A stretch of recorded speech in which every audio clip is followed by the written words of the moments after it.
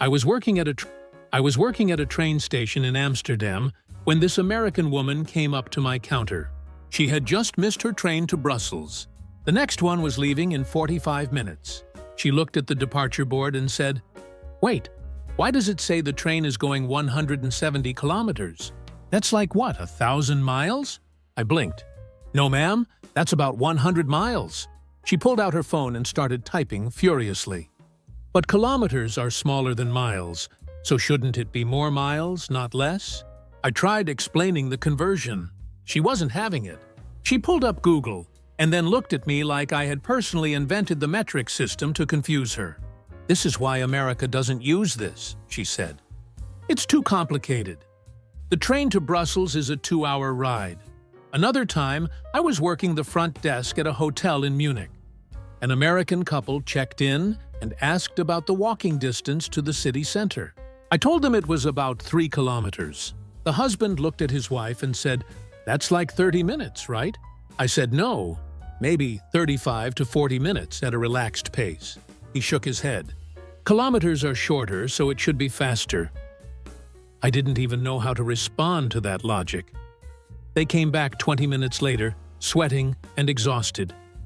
"You said 3 kilometers, the wife said. I nodded. "Yes, 3 kilometers. About 40 minutes walking." The husband collapsed into a lobby chair. "We thought it would be like 3 blocks.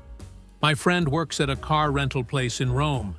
He told me about an American guy who rented a car and came back 30 minutes later, furious. "The speedometer is broken," the guy said. "It says I'm going 120, but I'm barely moving." My friend looked at the car. "Sir, that's 120 kilometers per hour. You were going 75 miles per hour in a 50-kilometer zone." The guy stared. "Why would you make the numbers bigger if the speed is slower?" "That's a trap!" He got 3 tickets in one day. All speeding violations. Each time he argued with the police that the signs were mathematically misleading. I used to work at a pharmacy in Paris. This American tourist came in asking for pain medicine. I asked him about his symptoms. He said, "I have a fever. It's 99.5. I told him that wasn't a fever. He insisted it was. I asked him to wait while I got a thermometer. His temperature was 37.5 Celsius. Totally normal. He looked at the thermometer and said, "This is broken. It says 37. I'm dying and you're telling me I'm 37 degrees? I had to explain Celsius. He left convinced that Europe uses fake medical equipment. These stories never stop. And honestly, the confusion just gets wilder from here. I was working at Heathrow Airport in London when an American family approached the help desk. They had a connecting flight to Edinburgh. The mother was holding her phone up, confused. "It says our gate is 2,000 meters away. That's like 2 miles, right? We'll never make it." I told her no. 2,000 meters is about 1.2 miles. She looked horrified anyway. "That's still so far. Why is the gate so far?" "Ma'am, Heathrow is a big airport." She wanted to file a complaint about the excessive walking distance. They made their flight, but only because I called ahead and asked the gate to wait 5 minutes. The father told me, "In America, we measure things in feet, so we know what we're dealing with." My cousin works at a hotel in Barcelona. An American guest called the front desk at 2 in the morning, panicking. "The thermostat is broken. It says 22, but the room is freezing." My cousin went up to check. The room was perfectly comfortable. 22 degrees Celsius is about 72 Fahrenheit. The guest refused to believe him. "22 is below freezing. I want another room." My cousin tried explaining Celsius versus Fahrenheit. The guest cut him off. "I'm not doing math on vacation. Just fix it." He cranked the heat to 30 degrees Celsius, 86 Fahrenheit. He woke up sweating at 4 in the morning and left a bad review about broken climate control. I had a summer job at a grocery store in Stockholm. This American couple was shopping for a barbecue. They wanted to buy meat. The husband picked up a package labeled 500 grams. He turned to me. "How much is this in pounds?" I told him about 1.1 pounds. He squinted at the label. "Why don't you just write 1 pound? Why the weird number?" I explained that we use grams and kilograms. He sighed. Everything here is complicated? His wife picked up a bottle of soda. 2 liters. How many ounces is that? I told her about 67 ounces. She put it back. That's too much math for a Coke. They left without buying anything. My friend was a tour guide in Switzerland. He took a group hiking near Lucerne. Before the hike, he told everyone it was a 12-kilometer trail. Most of the group nodded and prepared accordingly. One American woman raised her hand.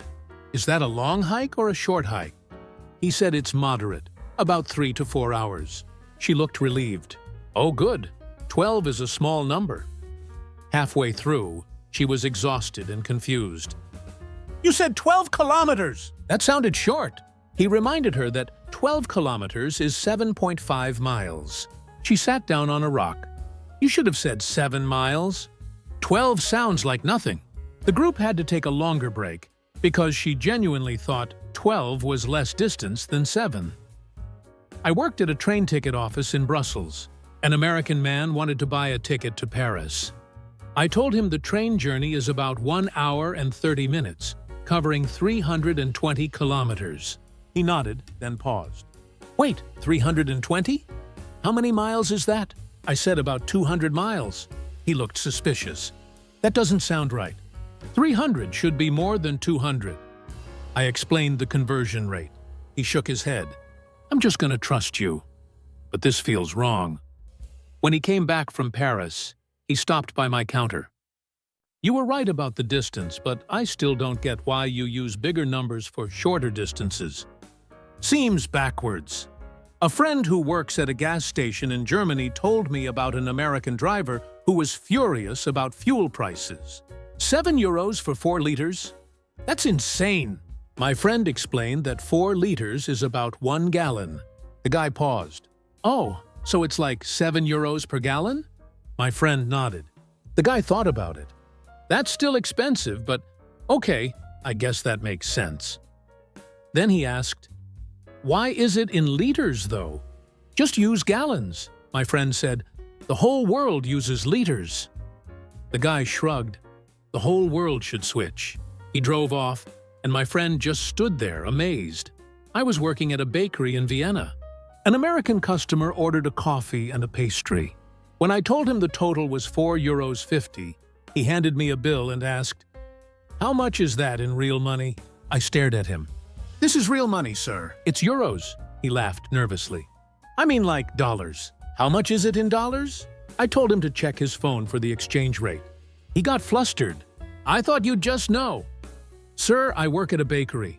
He ended up paying, but he kept muttering about how they should just use dollars everywhere to make it easier. The next customer was Austrian. She rolled her eyes so hard I thought she'd pull a muscle. My sister works at a clothing store in Dublin. An American tourist wanted to buy a jacket. The tag said the temperature rating was good for 5 degrees and below. The tourist looked concerned. 5 degrees?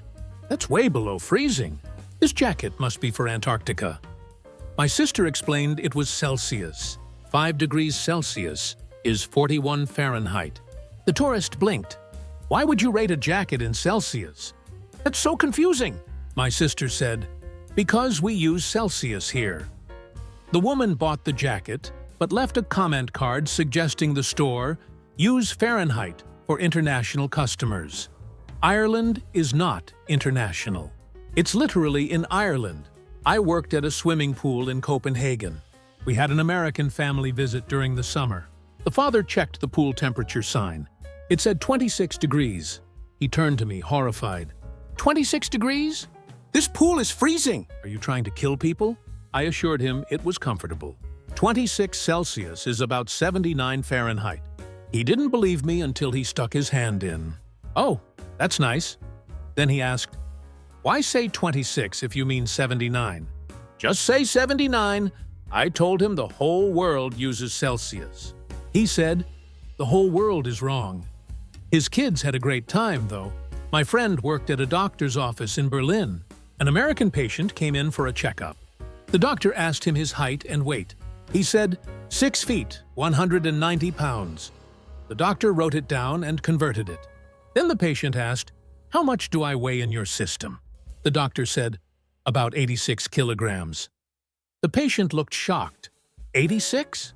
That sounds huge. The doctor assured him it was the same. The patient wasn't convinced. "I don't trust it. Kilograms sound heavier." He left the appointment convinced European scales were rigged. I used to work at a car rental in Lisbon. An American customer was reading his rental agreement. It said the car's fuel efficiency was 5 liters per 100 kilometers. He looked up at me, annoyed. "This car gets 5 miles per gallon." "That's terrible." I explained that it's liters per 100 kilometers, which is about 47 miles per gallon. He paused. "Why not just say 47? I told him because we use the metric system. He sighed. "You guys make everything harder than it needs to be." He returned the car with a full tank and a complaint about complicated fuel. Metrics. My cousin works at a weather station in Oslo. He said American tourists constantly call asking why the forecast says -10 degrees. -10? Are we going to freeze to death? He explains it's Celsius, which is about 14 Fahrenheit. Cold, but manageable with the right clothes. One tourist argued with him, "Negative anything sounds deadly. You should use positive numbers only." My cousin said, "That's not how temperature works." The tourist insisted, "It is where I'm from." "That's not how temperature works anywhere, sir." I worked at a pharmacy in Amsterdam. An American tourist came in needing cold medicine. I asked if he had a fever. He said yes, 100 degrees. I checked his forehead. He felt fine. I asked if he meant Fahrenheit. He said, "Obviously." I explained that 100 Fahrenheit is about 37.8 Celsius, which is a low fever. He looked annoyed. "Why do I have to do conversions when I'm sick?" "Sir, you don't. I'm doing them for you." He bought the medicine, but complained the entire time about Europe's obsession with weird numbers. He came back 2 days later, feeling better, and thanked me. Then he said, "Still think Fahrenheit is easier, though." I worked at a deli in Lyon. An American customer wanted to buy cheese. He asked for half a pound of brie. I asked if he meant 250 grams. He looked confused. "No, half a pound. Like 8 ounces. I nodded and cut 227 grams, which is about half a pound. He watched the scale. "Why does it say 227? I asked for half a pound. I explained the metric system. He shook his head. "This is why I don't shop in Europe. Too much conversion." He bought the cheese but took a picture of the scale to show people back home how confusing it is. My friend worked at a market in Athens. An American tourist wanted to buy tomatoes. The sign said €3 per kilogram. She picked up a bag and asked, "How much is a kilogram?" My friend said about 2.2 pounds. She did the math in her head, slowly. "So this bag is like 5 pounds, which means 15 euros? My friend weighed it. It was 1.2 kilograms, about 4 euros. She looked relieved. "Oh, that's way better than I thought." Then she asked, "Why not just use pounds? Everyone knows pounds." "Ma'am, most of the world uses kilograms." I worked at a butcher shop in Brussels. An American expat came in regularly. One day, he ordered 2 kilograms of chicken. I started preparing it. He stopped me. "Wait, how much is 2 kilograms? I told him about 4.4 pounds. He nodded. "Okay, good. I'm getting better at this." Then he paused. "But why do you guys insist on making me do math for chicken?" I said, "We're not making him do anything. He's choosing to convert." He laughed. "Fair point. He still converts everything in his head, even after living here 3 years. My sister worked at a coffee shop in Madrid. An American customer ordered a large coffee. She asked if he wanted 400 milliliters or 500 milliliters. He stared at her. "I don't know what that means." "I want a large." She showed him the cup sizes. He pointed to the bigger one. "That one? How many ounces is it?" She said about 17 ounces. He nodded. "See, ounces make sense. Milliliters sound like medicine." He came back every day and always asked for the 17-ounce size instead of just saying large. I worked at a pizza place in Milan. An American tourist looked at the menu. It listed pizza sizes in centimeters. Small was 25 centimeters, medium was 30, large was 35. He asked me, "How big is 30 centimeters?" I told him about 12 inches. He squinted. "So a medium is 12 inches? That's a large in America." I explained that pizza sizes vary by country. He ordered a small, thinking it was bigger than it was. When it arrived, he measured it with his hands. "This is like 10 inches. I got scammed." "Sir, 25 centimeters is about 10 inches. That's what you ordered." He insisted the menu was misleading. He still ate the whole pizza. My friend works at a grocery store in Zurich. An American customer wanted to buy milk. The bottles were labeled 1 liter. He picked one up and asked, "Is this a quart or a half gallon?" My friend said it's about a quart. The customer looked relieved. Finally, something that makes sense. Then he asked, "Why not just call it a quart?" My friend said because it's a liter. The customer sighed. "I'll never understand Europe." He bought the milk and left, shaking his head. I worked at a wine shop in Bordeaux. An American couple wanted to buy wine for a dinner party. They asked how much wine they needed for 10 people. I suggested 3 bottles of 75 centiliters each. The husband looked confused. "75 what?" I said centiliters. "About 25 ounces per bottle." He did the math. "So that's like 75 ounces total?" I nodded. He turned to his wife. "How many glasses is that?" She shrugged. I told them about 15 glasses, assuming 5-ounce pours. They bought the wine but spent 10 minutes trying to figure out if they needed more. "We're just not used to centiliters," the wife said. They came back the next day and bought 2 more bottles, just to be safe. My cousin worked at a bakery in Stockholm. An American tourist ordered a cake. It was listed as 1 kilogram. He asked, "How many people does 1 kilogram serve?" My cousin said about 8 to 10 people. The tourist looked surprised.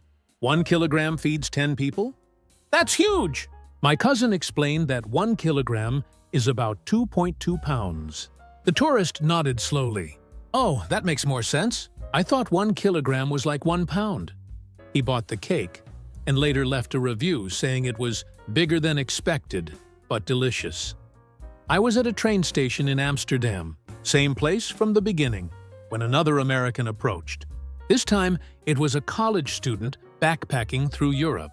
He looked exhausted. He asked me how far the hostel was from the station. I told him 2 kilometers. He sighed. "I'm just going to start using Google Maps for everything. I can't keep converting in my head." I appreciated his honesty, but then he asked, "Is 2 kilometers like 2 miles?" I said no, about 1.2 miles. He laughed. "Of course it's different. Everything here is different." We talked for a few minutes. He told me about his trip. He'd been to 5 countries in 2 weeks. Every time he crossed a border, he had to relearn the currency, the outlet plugs, the tipping customs, and yes, the metric system. He said the metric system was actually the easiest part once he stopped trying to convert everything. "I just started thinking in kilometers and liters," he said. "It's like learning a new language. You can't translate every word. You just have to start thinking in it." I thought that was smart. He asked me if Europeans ever got confused traveling to America. I told him yes, absolutely. I visited New York once and had no idea how to estimate distance in miles. Someone told me something was 5 miles away, and I had no clue if that was close or far.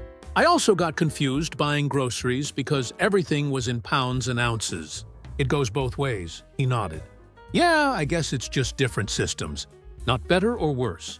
Just different." Exactly. The thing is, most of these stories aren't about people being difficult. They're about people being outside their comfort zone. Travel is uncomfortable. New systems are confusing. And when you're tired, hungry, or stressed, even simple things feel impossible. But the funny part is how seriously people take it. Like the metric system is a personal attack. Like Celsius is a conspiracy. Like leaders are designed to confuse tourists. It's just measurement, folks. It's just numbers. My friend in Rome told me about an American who finally figured out kilometers after 2 weeks in Italy. He said, "You know what? Kilometers are actually pretty logical. Everything is divisible by 10. It's easier than miles once you get used to it. That's the thing. Once you stop fighting it, it's not that bad. And honestly, these stories will keep coming. Every day, someone walks into a train station or a hotel or a grocery store and gets confused by a number. And every time, someone has to explain that the world uses different systems. That's travel. That's culture. That's life. And trust me, these stories